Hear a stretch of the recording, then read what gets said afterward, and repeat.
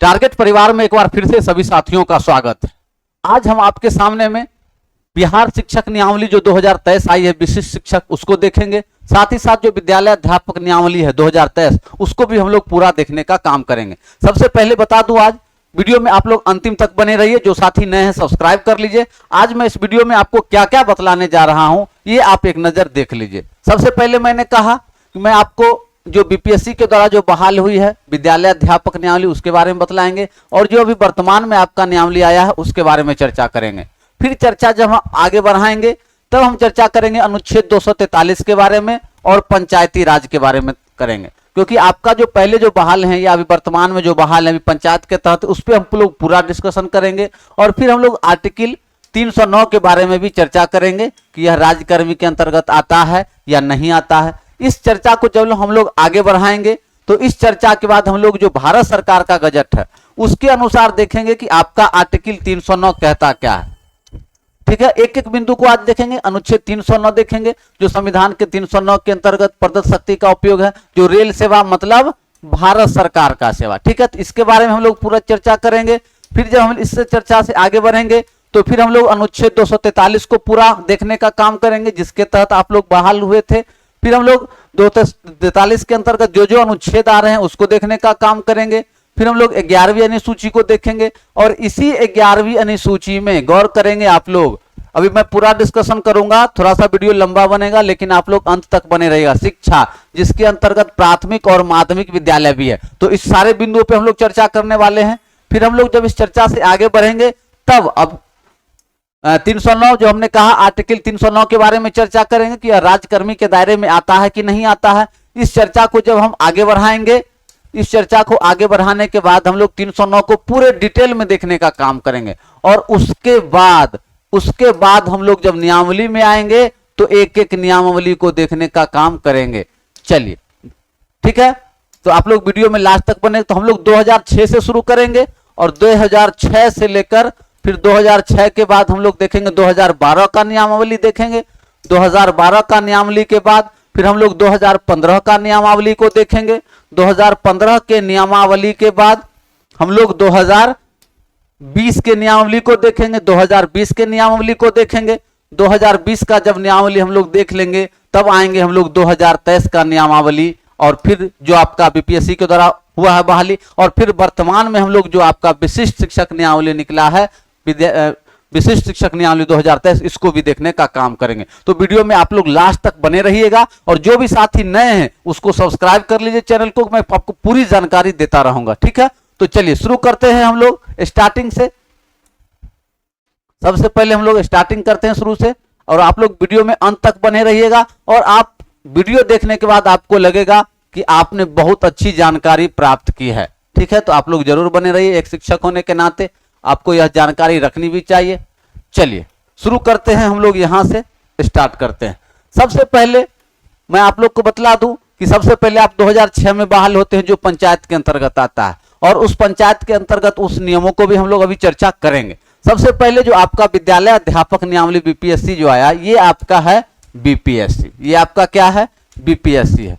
और इसी बीपीएससी आयोग के तहत में आपका जो यह लागू हुआ है, इस बीपीएससी के तहत, जिसके तहत अभी आपका एग्जाम हुआ, और एग्जाम के तहत जो भी शिक्षक साथी पास करेंगे उनको क्या मिल रहा है? वेतनमान मिल रहा है, और प्लस राज्यकर्मी मिल रहा है।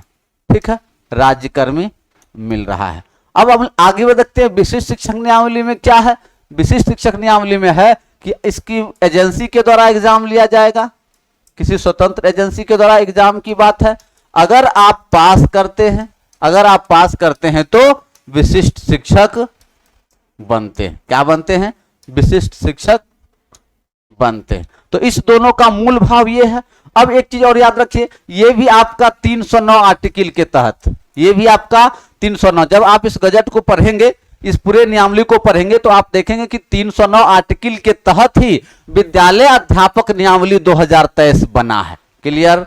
यहां भी जब आप लोग आएंगे तो देखेंगे आर्टिकल 309 में जो शक्ति दी गई है सरकार को, इसी के तहत विशिष्ट शिक्षक नियमावली 2023 बना है। अब आपके दिमाग में प्रश्न आ रहा होगा, क्या आ रहा होगा कि सर वर्तमान में जो नियमावली आई 2023 में, ये आर्टिकल 309 को बतला रहा है, लेकिन इससे पूर्व जो नियमावली आई है 2006 में आई, 2012 में आई, 15 में आई, 20 में आई, वो किस नियमावली के तहत आई, वो किस अनुच्छेद के तहत आई, तो मैं उसकी भी चर्चा अभी करता हूं।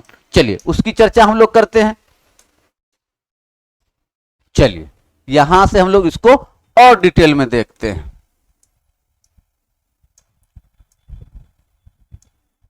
आ जाइए अब यहां पे। अब अनुच्छेद 243 को याद कीजिए और ये 309 को याद कीजिए, जो अब ये प्रेजेंट में आपका आया है आर्टिकल 309, और ये आप 2006 से कंटिन्यू है, 2006 से आप कंटिन्यू है। अब इसको आप लोग डिटेल में समझिए कि ये आर्टिकल 243 है क्या, ये आर्टिकल 243 क्या है। तो ये आर्टिकल 243 पंचायती राज से जुड़ा हुआ है। किस चीज से जुड़ा हुआ है?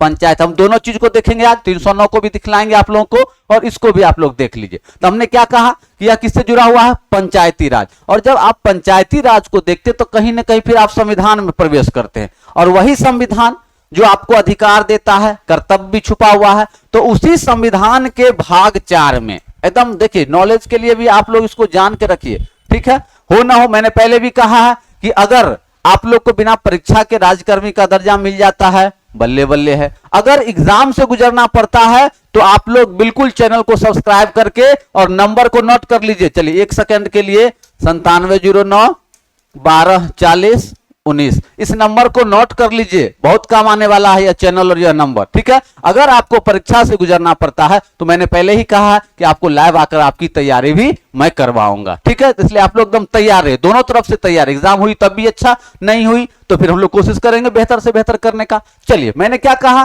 कि आप संविधान के भाग 4 को उठाइए। भाग 4, तो भाग 4 क्या है? तो भाग 4 है आपका नीति निर्देशक तत्व। और इसी नीति निर्देशक तत्व को आप लोग देखेंगे तो इसी में आर्टिकल 40 छुपा हुआ है। आर्टिकल 40, क्योंकि यह कितने 36 से 51 के बीच आता है, आर्टिकल 36 से 51। अब आर्टिकल 40 को पढ़ेंगे तो इस पे स्पष्ट लिख से हुआ है ग्राम पंचायत का गठन।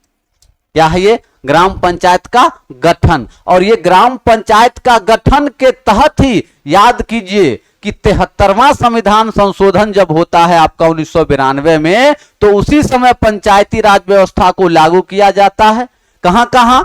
राजस्थान नागौर में और आंध्र प्रदेश महबूबनगर में। ये दोनों स्टेट सबसे पहले 2 अक्टूबर 1959 को और 11 अक्टूबर 1959 को लागू किया गया था। ये आपके जानकारी के लिए इसको याद रखिए। चलिए इससे भी हम लोग आगे बढ़ते हैं, ये स्क्रीन आप देख लिए। चलिए इससे हम लोग आगे बढ़ते हैं। मैंने क्या कहा? याद कीजिए 73वां संविधान संशोधन, 73वां संविधान संशोधन 1992। चलिए अब इसी के तहत क्या किया गया? अनुसूची 9 को देखिए, ठीक है। चलिए और उसके बाद आप लोग 1 सेकंड, चलिए फिर से 73वां संविधान संशोधन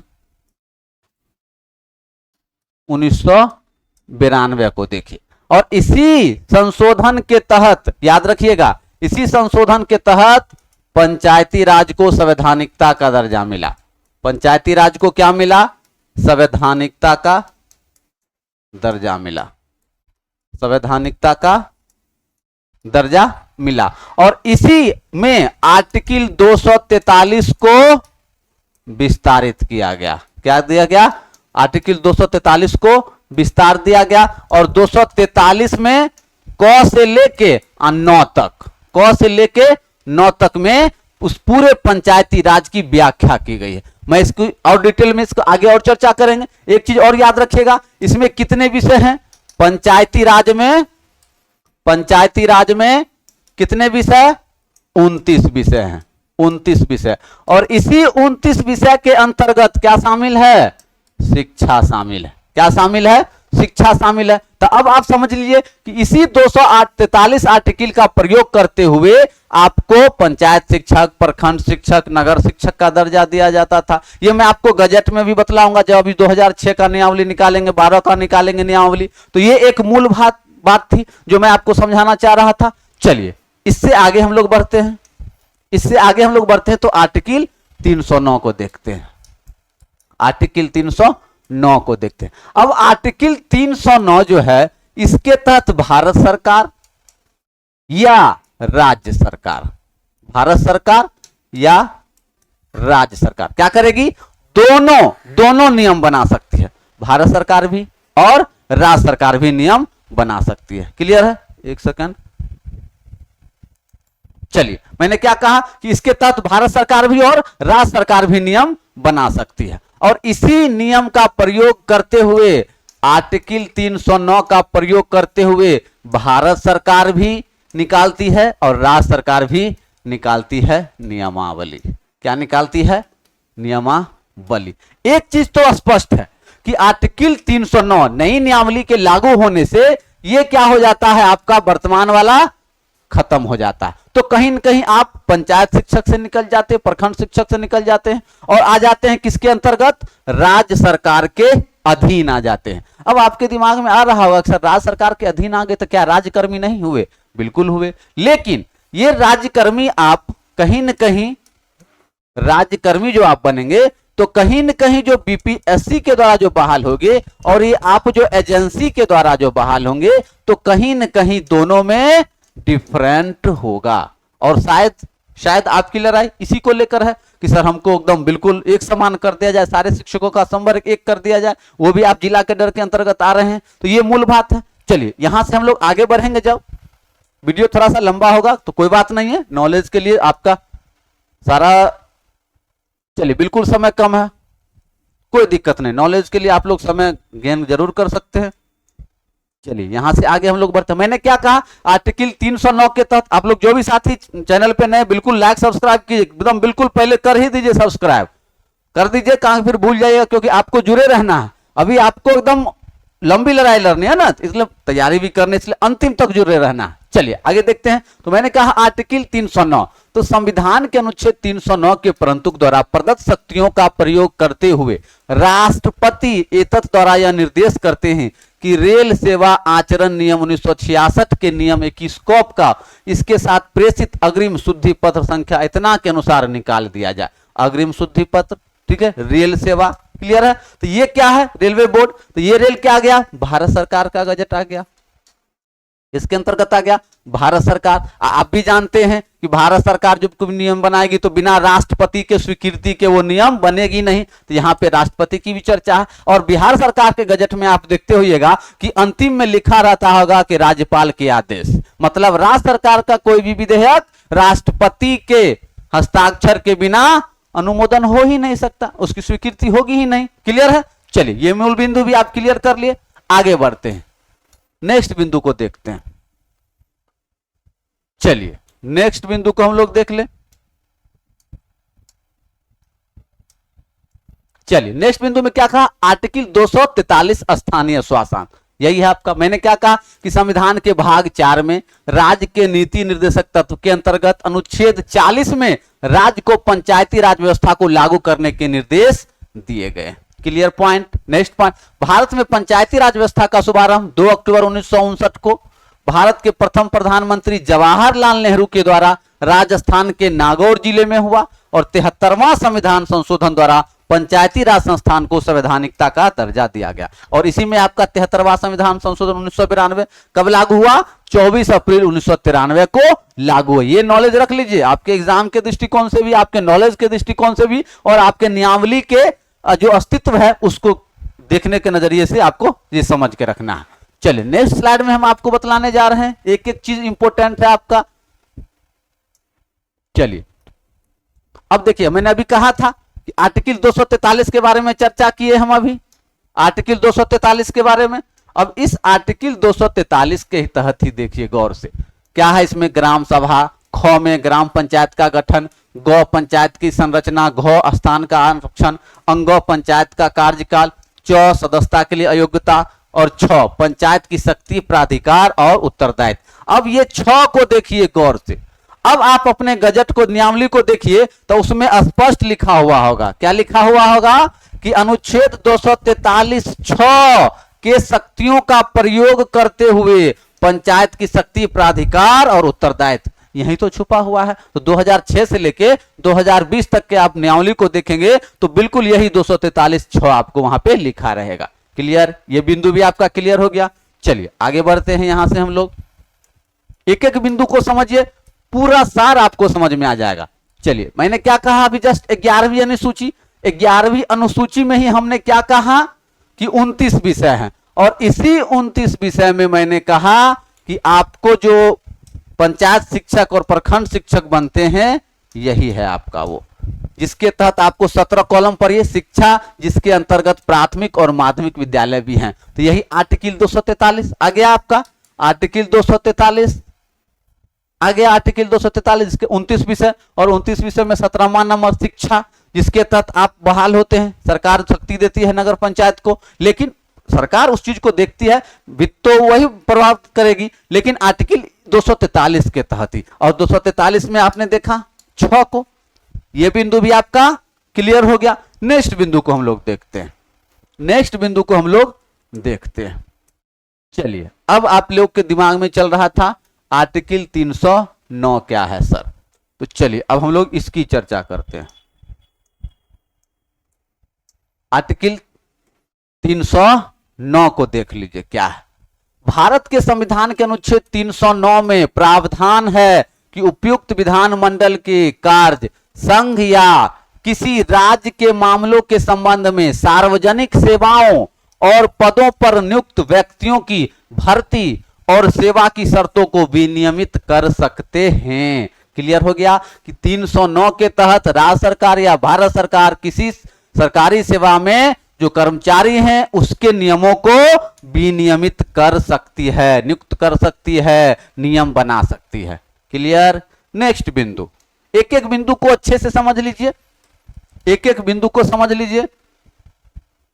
चलिए, नेक्स्ट बिंदु हमारा क्या कह रहा है कि अनुच्छेद 309 कहता है कि संसद तथा राज्य विधानमंडल संविधान के उपबंधों के अधीन रहते हुए संघ या राज्यों के कार्य से संबंधित लोक सेवा और पदों के लिए भर्ती और नियुक्ति व्यक्तियों की सेवा शर्तों का विनियमन करेंगे। अब क्या है, यही संविधान में जो आपका उपबंध दिया है उसी के अधीन रहते हुए संघ और राज्य दोनों, केंद्र भी और राज्य भी क्या करेगी, लोक सेवा और पद के लिए भर्ती और नियुक्ति व्यक्तियों की सेवा शर्त का विनियमन करेगी। क्लियर? नेक्स्ट बिंदु भी देख लीजिए, किंतु जब तक समुचित विधानमंडल के अधिनियम द्वारा उत्तर प्रयोजनों के लिए उपबंध नहीं बनाए जाते हैं तब तक ऐसी सेवा और पदों के लिए भर्ती नियुक्ति व्यक्तियों की शक्तियों का वर्णन करने के लिए नियमों को राष्ट्रपति और राज्यपाल बनाएंगे। ये क्या है राष्ट्रपति राज्यपाल की, जब विधायिका नियम बनाएगी तो उस नियम की स्वीकृति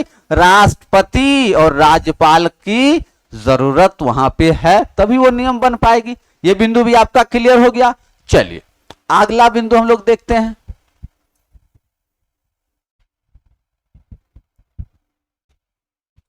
एक एक चीज को देखिए, वीडियो थोड़ा सा लंबा बनेगा, कोई बात नहीं है, पूरी जानकारी लीजिए, इस चीज को एकदम अंतिम तक देखिए, लाइक शेयर सब्सक्राइब कीजिए, दूसरे ग्रुप में भी भेजिए, दूसरे साथी भी जान सके उसको।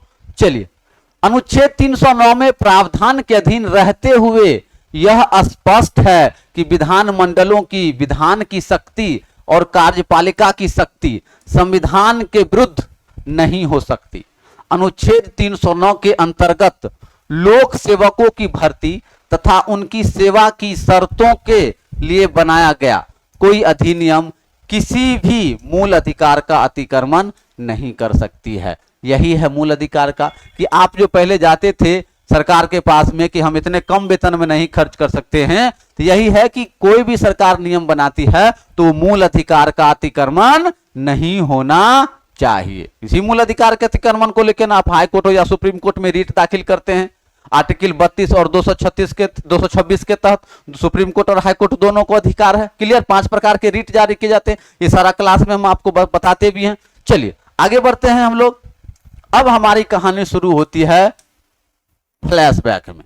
फ्लैशबैक में क्या है, अब हम लोग देखते हैं 2006 से, हमारा स्टार्टिंग 2006 का नियमावली। गौर से देखिएगा तो एक एक बिंदु आपको समझ में आ जाएगा। चलिए, बिहार पंचायत प्रारंभिक शिक्षक नियोजन एवं सेवा शर्त नियमावली 2006, यहां से आप स्टार्ट होते हैं। ये बिंदु आपका बिहार सरकार मानव संसाधन विकास अधिसूचना। अब इसको पढ़िए, भारत के संविधान की धारा 243(6), अभी जस्ट हमने कहा था आर्टिकल 243(6), जिसमें पंचायत का शक्ति अधिकार सारा चीज दिया हुआ उसमें। इसी के अंतर्गत बिहार पंचायती राज अधिनियम 2006 के अनुच्छेद 47 एवं 48 स्वपठित अनुच्छेद 146 के अधीन प्रदत्त शक्तियों का प्रयोग करते हुए राज्य सरकार राज्य के ग्रामीण क्षेत्र के प्रारंभिक विद्यालयों में शिक्षकों के नियोजन हेतु निम्नांकित नियमावली बनाती है। और ये आपका नियमावली जो कि कब आया था, ये कब आया था, 2006 में। क्लियर है। तो 6 से 14 वर्ष के बच्चों के प्रारंभिक शिक्षा व्यवस्था के लिए ये आपका 2006 नियमावली। मेन क्या देखना था आपको, ये 243(6) क्लियर हो गया, जिसके तहत आप पंचायती राज व्यवस्था के अंतर्गत कार्य करते थे। इससे भी आगे बढ़ते हैं, 2006 के बाद आपके बाद कौन नियमावली आती है, 2012। चलिए, ये रहा आपके स्क्रीन पे 2012 का नियमावली।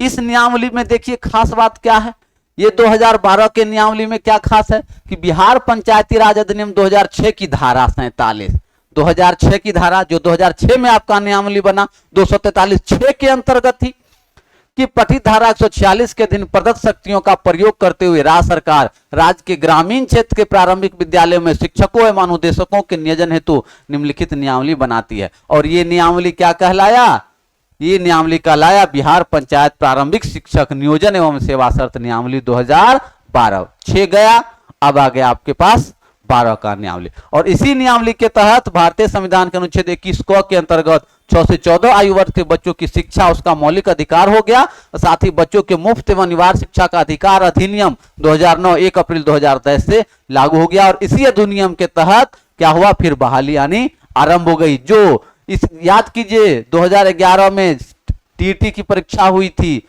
वही शिक्षा का अधिकार कानून के लागू होने के बाद। चलिए, जिसमें बहुत सारे शिक्षक बहाल हुए हैं, जो कहते हैं ना टीटी के तहत जो बहाल हुए हैं। और एक चीज देखिए, इसमें सबसे बेहतरीन बात को देखिए, सबसे बेहतरीन बात क्या है। चलिए, 12 हो गया, 12 के बाद आ जाइए आप लोग 15 में, 12 के बाद आ जाइए आप लोग 15 में। 6 को देख लिए, 12 को देख लिए, अब हम लोग देखेंगे थोड़ा सा 15 को। थोड़ा सा स्क्रीन को बड़ा कर लीजिए, स्क्रीन को बड़ा कर लीजिए ताकि आप लोग को भी दिखाई दे। चलिए, अब यहां पे आ जाइए, क्या है ये 15 में क्या है कि राज्य सरकार को यह समाधान हो गया कि ऐसी परिस्थितियां विद्यमान हैं जिनके कारण बिहार पंचायत प्रारंभिक शिक्षक नियोजन एवं सेवा शर्त नियमावली 2012 के कतिपय प्रावधानों का संशोधन करना आवश्यक। अब 15 में क्या हो गया, संशोधित हुआ कुछ नियमों का। 2012 वाला में क्या हुआ, अब बिहार पंचायत राज अधिनियम 2006 की धारा 47, तो 2006 की धारा मतलब वही 243 का 6 याद कीजिए, पठित धारा 148 के अधीन प्रदत्त शक्तियों का प्रयोग करते हुए राज्य सरकार बिहार पंचायत प्रारंभिक शिक्षक नियोजन एवं सेवा शर्त नियमावली 2012 का संशोधन करने हेतु निम्नलिखित नियमावली बनाती है। और इस नियमावली को कहा गया, इस नियमावली को क्या कहा गया, बिहार पंचायत प्रारंभिक शिक्षक नियोजन एवं सेवा शर्त संशोधन नियमावली 2015। और इस नियमावली के तहत सबसे खास बात क्या है उसको देखिए। चलिए, उस नियमावली के साथ खास बात क्या है उसको मैं आपको बता रहा हूं कि बिहार पंचायत प्रारंभिक शिक्षक में क्या है, यह नियमावली बिहार पंचायत प्रारंभिक शिक्षक नियोजन एवं सेवा शर्त संशोधन नियमावली 2015 कही जाएगी। विस्तार संपूर्ण बिहार में होगा। अब यह रिक्त पदों की संख्या के अनुरूप चयनित अभ्यर्थियों का नियोजन पत्र निर्गत किया जाएगा, जिसके लिए शिक्षा विभाग आवश्यक दिशा निर्देश जारी करेगा ताकि अभ्यर्थियों को समय पर नियोजन पत्र मिल सके। क्लियर, ये आपका रहा नियोजन का नियम। अब नियोजन के नियम के बाद मैं आपको दिखा रहा हूं। चलिए, अब जो आप कहते हैं कि सर हम दक्षता परीक्षा है, तो इसी के तहत दक्षता परीक्षा, गौर से देखिए, दिनांक 3 अप्रैल 2012 के पूर्व मूल्यांकन परीक्षा मतलब दक्षता परीक्षा में उत्तीर्ण होने वाले प्रशिक्षित शिक्षकों के नियत वेतन में एक मुश्त 500 और प्रशिक्षित शिक्षकों के नियत वेतन में एक मुश्त 300 रुपये की वृद्धि अनुमान होगी। तत्पश्चात दिनांक 3 अप्रैल 2012 से इंटर प्रशिक्षित शिक्षकों के वेतन में प्रतिवर्ष 170 रुपया और इंटर और प्रशिक्षित शिक्षकों के वेतन में 100 रुपया की वृद्धि। मतलब दक्षता परीक्षा पास करने के बाद जो आपका वेतन वृद्धि होता था, इसकी चर्चा की गई है। और मूल्यांकन दक्षता परीक्षा में समान कोटि के शिक्षक को 45 और आरक्षित कोटि को 40% लाना था। और उक्त दोनों मूल्यांकन परीक्षा में जो असफल हो जाएंगे उनको एक अतिरिक्त अवसर मिलेगा और तीसरे अवसर में उत्तीर्ण शिक्षकों को उत्तीर्णता की तिथि से वेतन वृद्धि का लाभ दे होगा। क्लियर।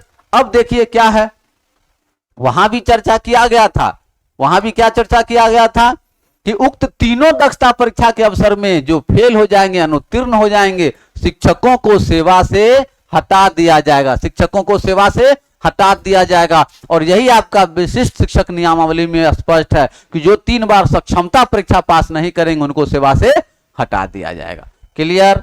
चलिए, तो ये हम आपको समझाना चाह रहे थे। अब आ जाइए 2020, 15 भी हो गया। अब देखिए 2020, अभी आपका 23 भी देखना है। अब आ गया आपका 2020, 2006 को देख लिए, 2012 को देख लिए, 2015 को देख लिए। अब हम लोग देखेंगे 2020 का शिक्षक नियमावली। एकदम बिल्कुल वीडियो में अंत तक बने रहिए, ठीक है। बहुत बड़ी जानकारी और एक जगह सारा समेकन करके मैं एक जगह आप तक पहुंचाने का काम कर रहा हूं, इसलिए आप लोग सभी साथी चैनल को सब्सक्राइब जरूर कर लीजिएगा, बिल्कुल जुड़े रहिए, ठीक है। चलिए आगे देखते हैं। भारत के संविधान के अनुच्छेद 243(6), ये आपको देख रहे हैं ना, 243(6), आर्टिकल 11वीं अनुसूची मत संख्या, इसी 11वीं सूची में 29 विषय हैं, याद रखिएगा। ये कुछ प्रश्न भी है, आप कहीं एग्जाम हो गया तो आपको पूछ भी देगा। तथा बिहार पंचायत राज अधिनियम 2006 की धारा 73 स्वपठित धारा 146 के अधीन प्रदत्त शक्तियों का प्रयोग करते हुए बिहार राज्यपाल के द्वारा ग्रामीण क्षेत्र के राजकीयकृत प्रोजेक्ट करने एवं उत्क्रमित माध्यमिक उच्च माध्यमिक विद्यालय में शिक्षक, पुस्तकालयाध्यक्ष, प्रधान अध्यापक के नियुक्ति, प्रोन्नति एवं उनके सेवा शर्त को निश्चित करने हेतु निम्नलिखित नियमावली बनाते। तो मतलब 2020 का जो आपका नियमावली था वो भी क्या था, 243 पंचायती राज व्यवस्था के अंतर्गत था। क्लियर। अब 2020 के नियमावली के बाद आप प्रवेश करते हैं कहां, 2020 के नियमावली के बाद कहां जाते हैं आप लोग, आते हैं 2023 में।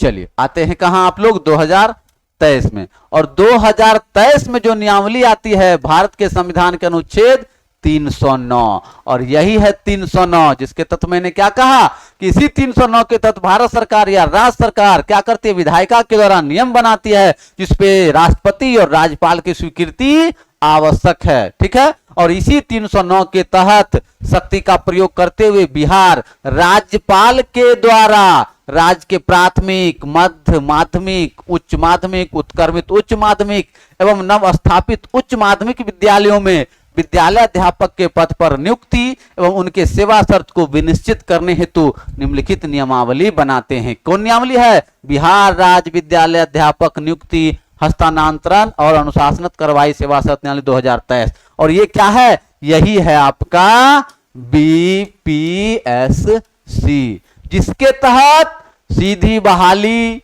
राज्यकर्मी और वेतनमान तीनों की सुविधा आपको इसके तहत मिलने जा रही है। क्लियर। ये आपका हो गया 2023 का, अप्रैल में आया था, अप्रैल मई में जो आपका बीपीएससी के तहत बहाली हुई थी। और इसी 309 के तहत जो शिक्षक होंगे बीपीएससी के शिक्षक, वो सीधा राज्यकर्मी के, जिला कैडर के शिक्षक होंगे, पंचायती राज व्यवस्था के अंतर्गत वो नहीं होंगे। क्लियर। अब इसी 309 को देखिए गौर से, उसको दिमाग में रखिए और 2023 के बाद आ जाइए सीधा अक्टूबर 2023 में जो आपका वर्तमान में अभी चल रहा है। कौन चल रहा है, बिहार विद्यालय विशिष्ट शिक्षक नियमावली 2023। तो अभी आपने देखा 309 को देखा। अब इसी 309 को देखिए, भारत के संविधान के अनुच्छेद 309 के परंतु अधीन प्रदत्त शक्तियों का प्रयोग करते हुए बिहार राज्यपाल स्थानीय निकायों द्वारा नियुक्त शिक्षकों एवं उन्हें बिहार राज्य विद्यालय शिक्षक नियुक्ति, हस्तांतरण, अनुशासनात्मक कार्यवाही और सेवा शर्त नियमावली 2023 के तहत नियुक्त किए गए विद्यालय शिक्षकों के बराबर लाने हेतु निम्नलिखित नियमावली बनाते हैं। गौर से इस चीज को देखिए। अब गौर से क्या देखने वाली बात है कि बिहार राज्य विद्यालय शिक्षक नियुक्ति हस्तांतरण विशिष्ट शिक्षक नियमावली किसके बराबर लाने के लिए, तो 2023 के तहत नियुक्त किए गए विद्यालय शिक्षक के बराबर लाने हेतु निम्नलिखित नियमावली बनाते हैं। और यह नियमावली बिहार विद्यालय विशिष्ट शिक्षक नियमावली 2023 कही जाएगी। क्लियर? तो वहां भी 309, यहां भी 309।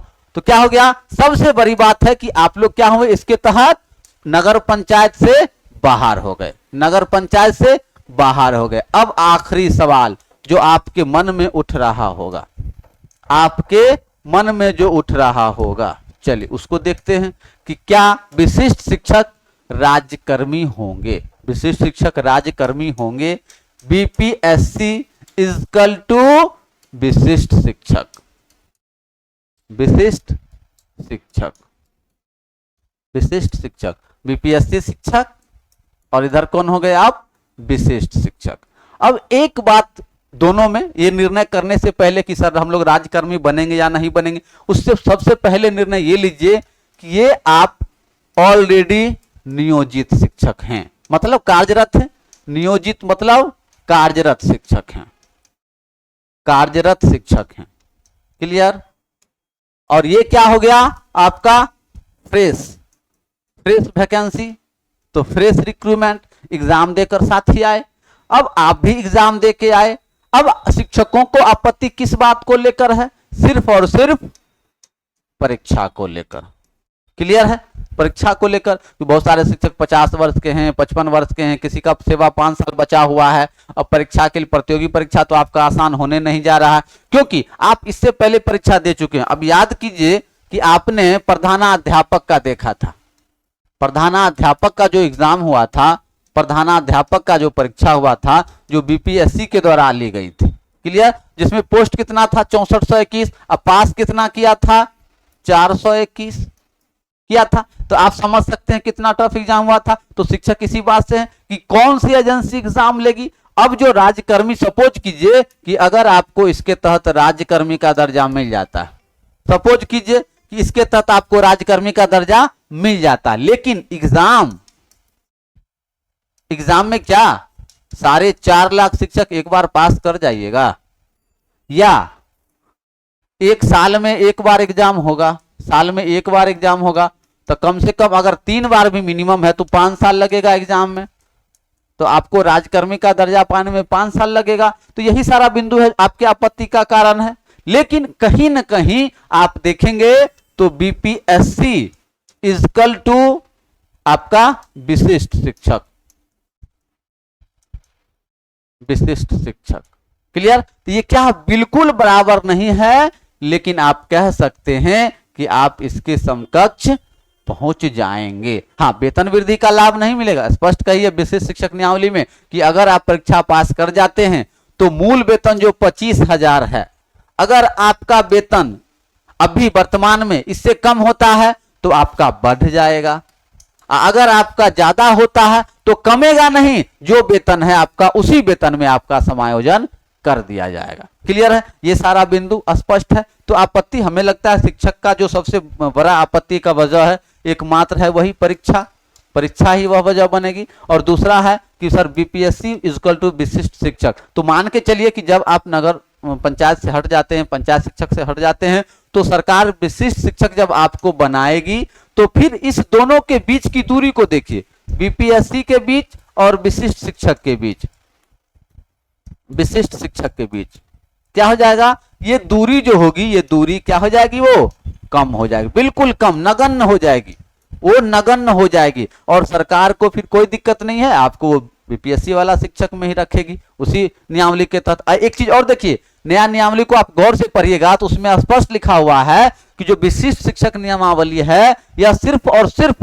कार्यरत नियोजित शिक्षकों के लिए है। इसके तहत सीधी बहाली नहीं होगी। सीधी बहाली किसके तहत होगी, वो आपका बीपीएससी के तहत। किसके तहत होगी, बिहार अध्यापक शिक्षा नियमावली जो बना है वो बीपीएससी के तहत वो सीधी भर्ती होगी। कहने का मतलब है कि जैसे ही आपका विशिष्ट शिक्षक सारे शिक्षक बन जाएंगे वो नियमावली ऑटोमेटिक खत्म हो जाएगा और रह जाएगा आपका only and only BPSC. Clear है? तो ये था पूरे कहानी का सा। जो साथी पूरा वीडियो को शुरू से अंत तक देखे होंगे उनको पूरी कहानी समझ में आ गई होगी, एक एक बिंदु को वो पूरा डिटेल में समझे होंगे।